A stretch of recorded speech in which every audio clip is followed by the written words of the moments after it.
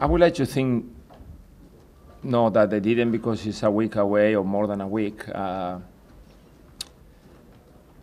First and most, I want to say that Arsenal started well, and they're a difficult team to play against when they are at the best, when they are fresh, when they pass the ball quick, when they come in and create superiority. It's difficult to play against them, but that's not the way I see football, and I'm not going to accept defeat just because the opposition was better than us. We were poor in many, many things, and when you play against a team like Arsenal, you need to be spot on all the time.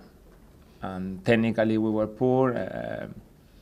In terms of reading the game, we were poor. We were second best in second balls, in reactions, in sprints, in power, in everything. So then you lose. Simple as that. Did they, I mean, they paid to start in front of them, in front of your own penalty area, right from the workout? Well, that was not the idea. There is situations where, when you play football against teams that they keep possession, that you go opportunity to press and to press high, and there is time that the team on possession started pushing you back because they create superiority in some areas, and you got no enough players to deal with it. And that's football. They push you slowly through possession back. But then you need to be solid, you need to read the game, you need to see runners, you need to mark, you need to anticipate, you need to be aggressive, blah, blah, blah. We can talk for ages. You must have been particularly disappointed with the way the second goal was conceded. Well, that was probably the killer, because even not playing well, if you stay 1-0, football, then in the second half things can change because the team gets a little bit more, the game gets open, and then maybe you get a goal or a lucky goal. But you know what? It was coming. It was coming because it was not a good day. We can call him not good day at the office. We can call the opposition was better than us, or we were second best. Did you speak to Santiago in the dressing room? Yeah, I did, yeah. But Santiago is not the only one. If it was Santiago the responsible for the defeat, it's easy because the manager changed in after 45 minutes. They correct me there. I said no one put himself on the team for next week. No one. Then you're gonna say, well, the goalkeeper didn't have any responsibility in the goal. Yes, true. You're gonna say that Jack Colback tried to go everywhere and tackle and fight. Yes, true. And Borini tried his. Yes, true.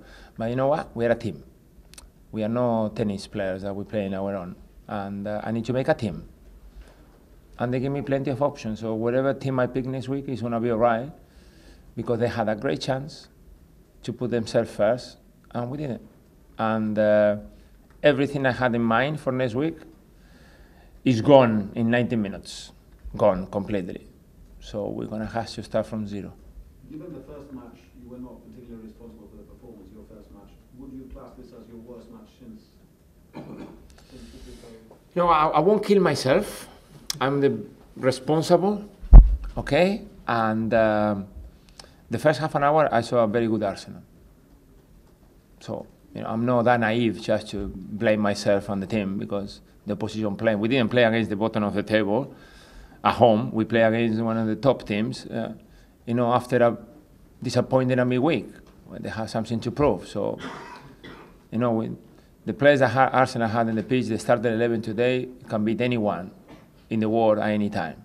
So, let's not kill ourselves because the opposition plays. But me, I try to analyze what was the plan, how we need to play, how good you need to be technically to play against better teams, how much possession you have to keep, when you have a chance to break, how you have to finish the actions, and blah, blah. Plenty of things that we didn't do well.